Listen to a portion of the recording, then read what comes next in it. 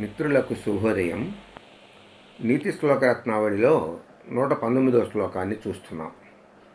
ఉదీరుతోర్థః పశునాపి గృహ్యతే హయాశ్చ నాగాశ్చ వహంతి దేశితాః అనుక్తమవ్యూహతి పండితో జనః పరేంగిత జ్ఞానఫలాహి బుద్ధయః. జ్ఞానము బుద్ధి అనేటటువంటిది ఉన్నందుకు ఫలితం ఏమిటిటా అంటే పరేంగిత జ్ఞాన ఫలం. ఇతరుల యొక్క అభిప్రాయాలను తెలుసుకోవటం అనేటటువంటిదే బుద్ధికి పరమావధిగా ఉంటుందట. ఎలాగూ అంటే ఉదీరిత చెప్పబడినటువంటి అర్థ విషయాన్ని పశునాపి గృహ్యతే.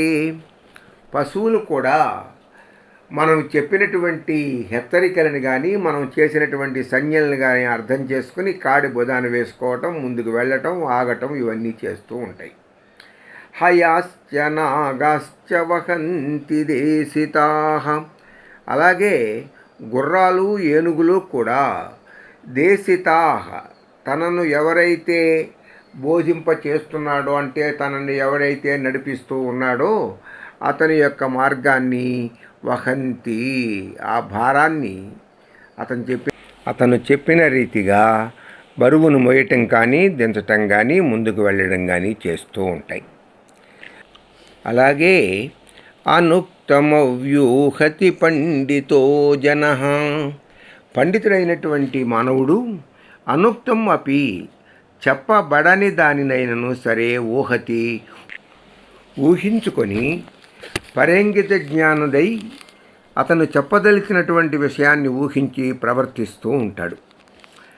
బుద్ధయ బుద్ధులు పరేంగిత జ్ఞాన ఫలాహి.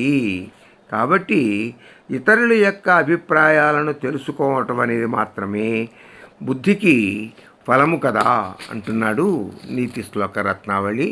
స్వస్తి.